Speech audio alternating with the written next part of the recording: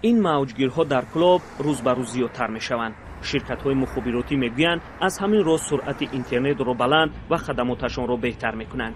اما همان مردم از سرعت پست اینترنت و ارتباط‌های تلفنی شکایت میکنند.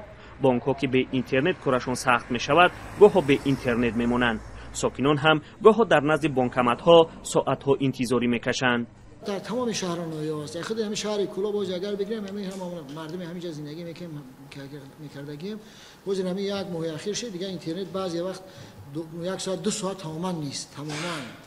خیلی این واسه یک چیزی که طبق طلبات فرمان پرزیدنت جمهوری درباره تدبیر و وسایل دادن حسابرسانی غیر نقدی، یعنی که هر یک وزارت اداره را در فرمان جناب والی مسئول کننده بود که در سمت خود باید کاربری پر کرده شود. مسئولان جماعت‌ها در منطقه‌های دوردست به مرکز کلاب می‌آیند تا به اینترنت وصل شوند و به اینجا و آنجا نامه بفرستند. با گفته رئیس ناحیه همدانی، سرعت پست اینترنت یک سبب زیاد شدن کارهای رئیسان جماعت است. از خودی جماعتش بشینه ای کابینت رئیس جماعت یا که از اتاق کاریش مثل حسابات را چیز کنه همین را نمیتونیم کرد. حسابی پس دادن مثل چیز اینترنت اومده از خودی نویا میگه. روز انتخابات قریب از حسابی نبودن همین چیز ما همون برنامه را دادن نتونستیم. تو حکومت جمهوری را بر اومدیم بعد ایکولو متخصص روی کردن اومدن و کردن پایواز کردن سوز کردن دادن.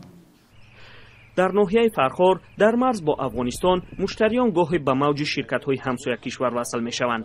در ناحیه نه تنها اینترنتشان بد است بلکه درست صحبت کردن نمی‌توانند.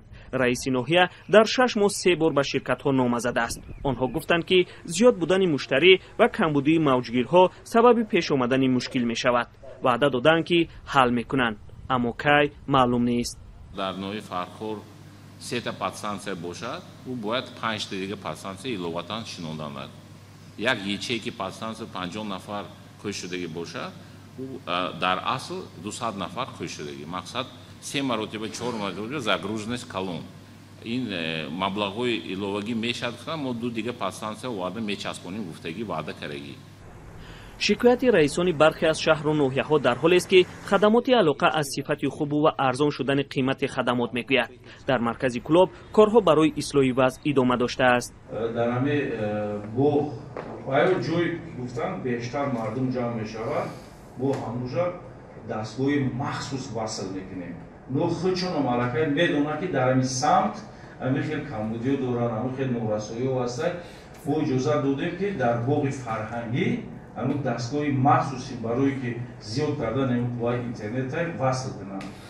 شکایت و سرعت پست اینترنت و قیمت و بلندی آن نه تنها در کلاب بلکه در تمام ولایت ختلان بیشتر از 1 سال است که شنیده می شود. در گذشته چنین شکایت فقط از مردم دهاتی دوردست کوهستان شنیده می شد، اما حالا از شهر و ناحیه ها هم بیشتر می شود و نه کمتر.